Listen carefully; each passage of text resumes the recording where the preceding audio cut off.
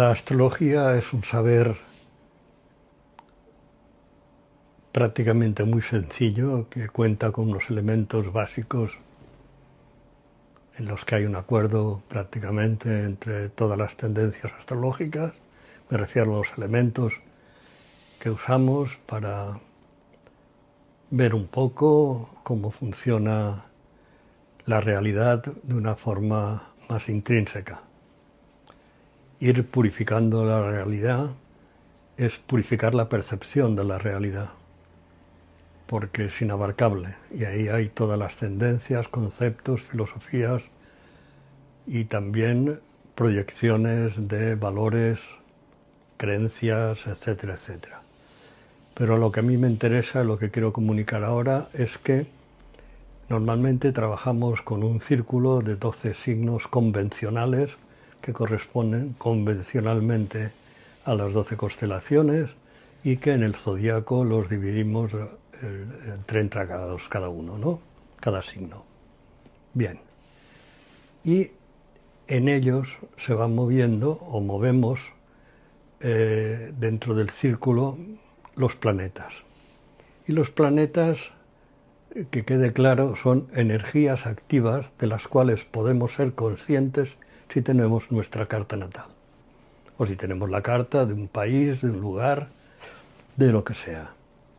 Mercurio es la comunicación, Marte la acción, etcétera, etcétera, y todas las analogías posibles desde la comunicación, la acción, Mercurio, Marte, la capacidad de disfrutar o de encontrar el equilibrio y el beneficio a partir de Venus, y estos planetas se van moviendo por el zodiaco.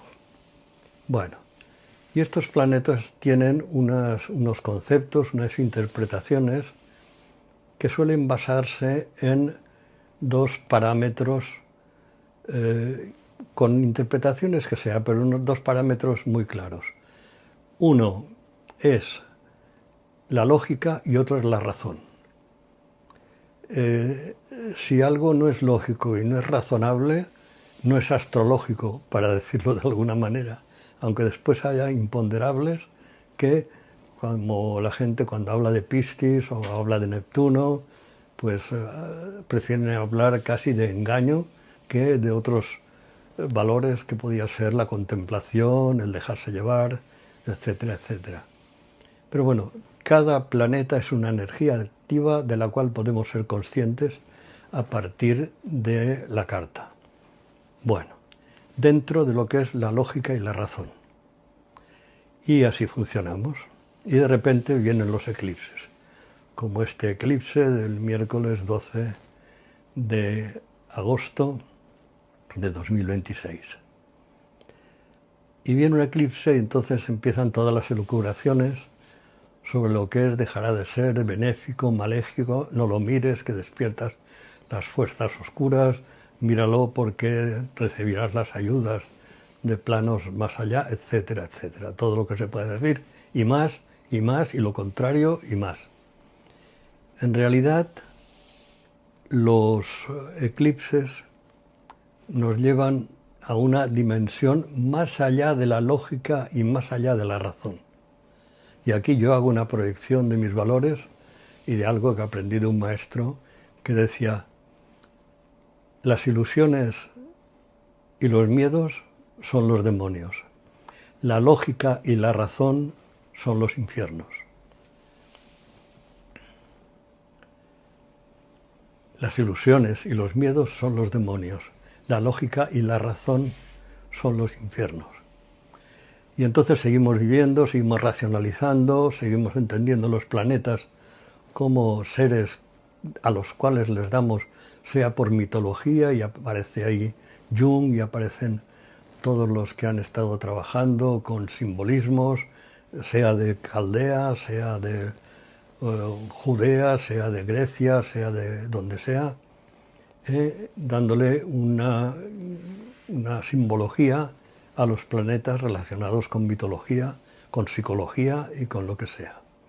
Y ahí los eclipses se siguen escapando, siguen yendo más allá de todo esto. Cuando sucede un eclipse, todo esto ya no nos sirve, pero seguimos queriendo encontrarle una razón de ser y una explicación lógica o razonable. Y Jesús Gabriel, un compañero, voy a ver que tengo la nota por ahí, vaya a ver este cuaderno.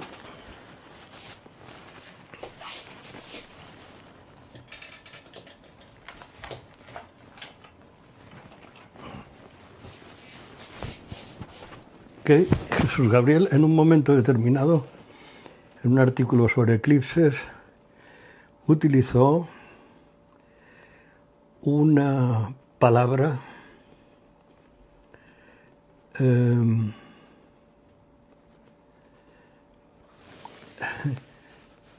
que a mí me ha sido muy útil, que los eclipses son purgativos. Los eclipses sobre un planeta, sobre una zona sensible de la carta, sobre todo sobre el Sol, la Luna o los nodos, son purgativos. Y esa palabra la he querido buscar para decirla literalmente, porque me parece que es exactamente la función de los eclipses. Más allá de la lógica y de la razón, hay un aceite de ricino que no tiene que ver ni con el karma, ni con la evolución, ni con nada que podamos entender o elucubrar como concepto, porque son purgativos. Ahí se purga en el momento determinado del eclipse el significado profundo, más allá de la lógica y de la razón, de lo que nos propone ese planeta. No sé lo que significará para vosotros purgativo, pero a mí me suena aceite de ricino, que en mi adolescencia me dieron en más de una ocasión para problemas digestivos, etcétera, etcétera.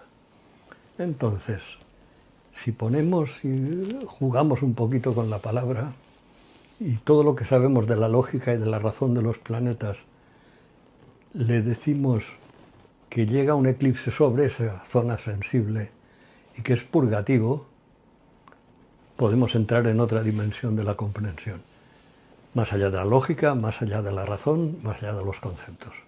Bien, ¿qué pasa con esto? Que yo hice ya en los años 80-90 un estudio sobre los eclipses que me afectaban en mi vida.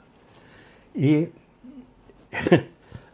me paré, yo debía tener como 60 años, o 50 y pico, y me paré a una edad provecta en aquel momento para mí, que eran los 70 y pico años, de ver los eclipses que me estaban afectando a todas las zonas sensibles de la carta. Y con 70 años, yo tenía 60 y pico, pero para hacer un estudio más generalizado, me aparecían unos 70 eclipses que me habían afectado en mi vida. Es decir, unos bidones de ricino que han ido penetrando durante mi vida, y ahora tengo 82, es decir, que hay muchísimos más, sobre todos los planetas, sobre mi ascendente, mi descendente, mi medio cielo, los nodos, el Sol y la Luna, enfatizando que solo miro los aspectos de conjunción con el eclipse. En vuestra vida, si llegáis a los 70 y pico, habréis vivido 70 eclipses que hayan purgado zonas energéticas de vuestra carta. Entonces, vamos a tomarnos la historia con calma, porque los eclipses no son, para mí, ni siquiera para irlos a ver, y menos para controlar el significado que pueda tener un eclipse, porque después sale por lo que sale, y tampoco con la idea de que la influencia del eclipse dura hasta el próximo eclipse, medio año después. No, señor, son ciclos de 19 años, un año lunar son 19 años solares, y recurrentemente, y no siempre, hay un eclipse en el mismo grado 19 años después. Es decir, que la purga y los resultados de la purga, y al mismo tiempo, pues al año siguiente, 2 purgas más porque te toca la Luna, o te toca el nodo, o te toca Mercurio. Entonces, coger las riendas de la propia vida en el sentido de control, de esfuerzo y de voluntad, los eclipses se ríen de nuestra voluntad. La voluntad es, no sé, un terapeuta hace muchos años dijo una metáfora que me gustó mucho. La voluntad es como querer matar elefantes con una escopeta de perdigones. Es un... Entonces, dejar llevar las cosas con más naturalidad para que suceda lo que tiene que suceder, porque en nuestra vida lo más importante que va sucediendo no lo elegimos nosotros, ni nadie lo elige por nosotros, ni es un destino, ni es un karma, ni es esto, ni lo otro. Todo eso son conceptos para podernos explicar cosas que tenemos que llevar al cajón de la lógica o de la razón.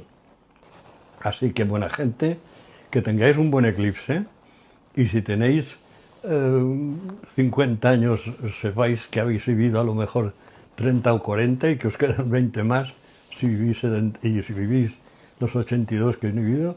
No digamos, yo el año pasado tuve un eclipse sobre mi Venus en mi casa 11 y anda que no se montaron historias que aún arrastro de este septiembre del año pasado con un eclipse sobre mi Venus. Pero es a verlas venir, simplemente prestar atención, purificar la percepción, que es lo que se consigue con un trabajo profundo de meditación, etcétera, etcétera.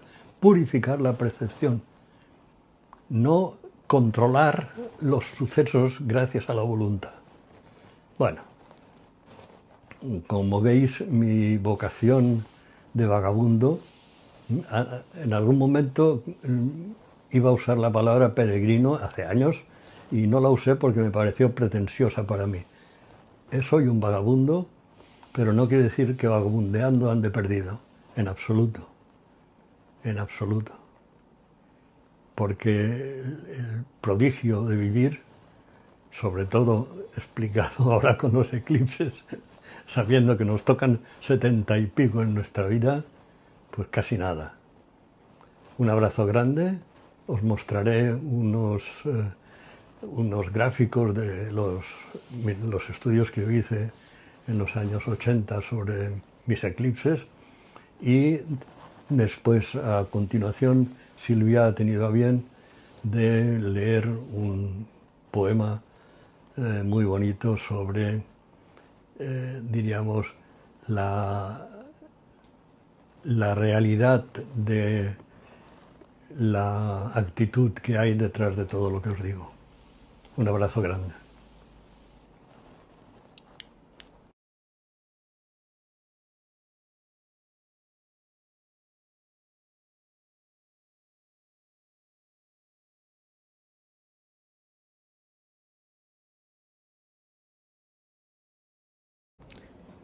Libre y relajado, un canto barra espontáneo, por el venerable Lama Gendun Rinpoche. La felicidad no se consigue con grandes sacrificios y fuerza de voluntad. Ya está presente en la relajación abierta y en el soltar. No te esfuerces, no hay nada que hacer o deshacer. Todo lo que aparece momentáneamente en el cuerpo y mente no tiene ninguna importancia. Sea lo que fuere, tiene poca realidad.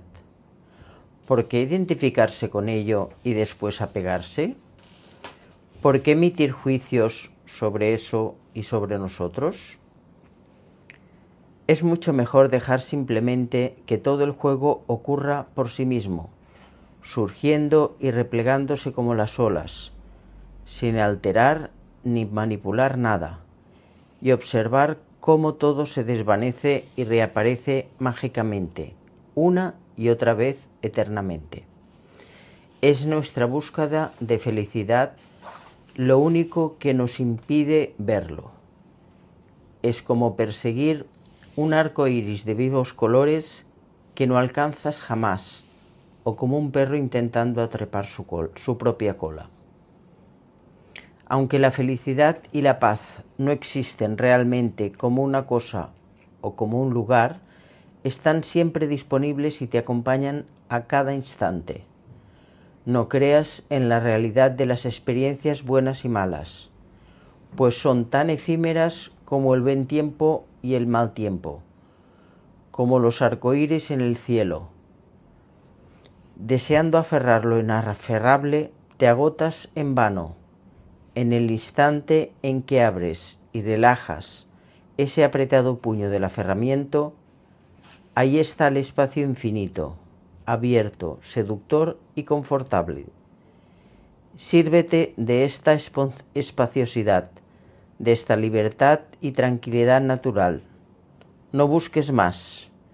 No te adentres en la enmarañada selva siguiendo el rastro del gran elefante despierto, pues ya está en casa descansando apaciblemente enfrente de tu propio hogar. Nada que hacer o deshacer, nada que forzar, nada que desear, nada falta. Emmajo, maravilloso, todo sucede por sí mismo.